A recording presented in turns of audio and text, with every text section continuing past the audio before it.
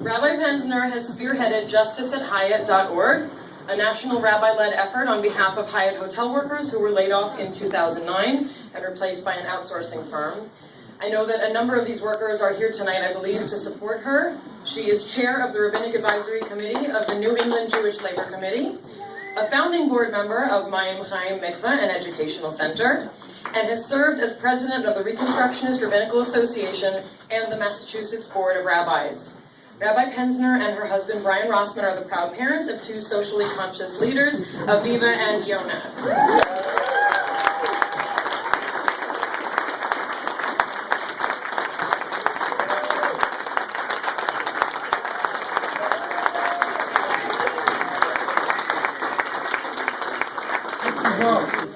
Well, first, I'd like to thank Sai for two things.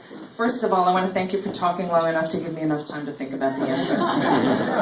And second, I'd like to thank you for being a role model, because I have yet to be arrested, and I'm looking forward to my first time. You know, it's very hard to follow another rabbi because he steals all the good lines. But I want to share that for me, there's a sense of the prophetic tradition that is God's voice speaking to us. And I want to just add that to the mix of everything you said, that there is a source of all, who is the source of all goodness and life and moral authority. And so I've learned to draw on that through a Buberian sense of the people that I have come to know and love in my life. And I could spend my whole 3 minutes talking about all the heroes in my life and people who have inspired me, and I want to start with my family, and particularly my brother who's here, who is a conscientious objector in one of the most difficult counties of the country, in Kansas, and he was able to be a conscientious objector, and that was a tremendous inspiration for me, because he's a few years older than me, and that was an important moment in my life. And my parents were tremendously concerned about the world, and again, they were one of the few Democrats in this Republican place in Kansas, and they stood up, and it was part of their Jewish life. It was important to them as Jews. I remember my father saying to me at one point, you know, why is it important to be Jewish?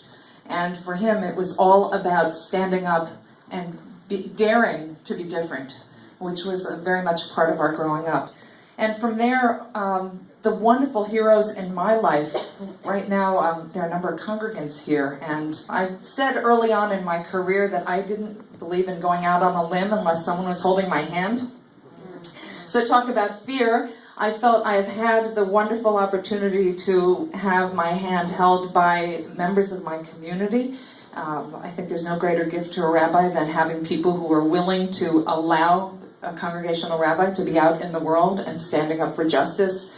And also the heroes of the Hyatt hotels, the workers who inspire me with their courage, the Jewish Labor Committee that enabled me to be a partner in this phenomenal work, that God speaks to us through all of these people. And I could go on and on. There's so many that I would like to thank many of you in this room. The Reconstructionist movement for me was a wonderful nurturing ground of hearing that prophetic voice and being called to activism and being supported by so many other Reconstructionist rabbis, many of you who are here, who really believe in this work.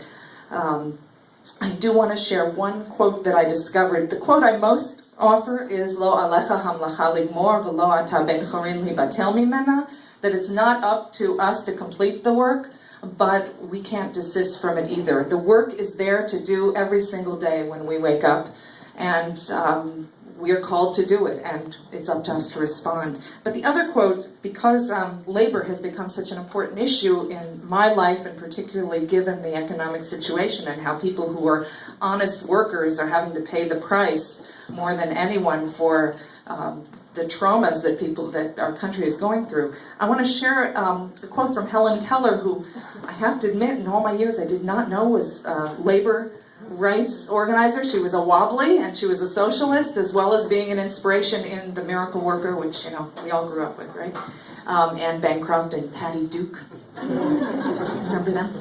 So Helen Keller said something that really describes this for me. I long to accomplish a great and noble task, but it is my chief duty to accomplish humble tasks as though they were great and noble. The world is moving along not only by the mighty shoves of its heroes, but also by the aggregate of the tiny pushes of each honest worker.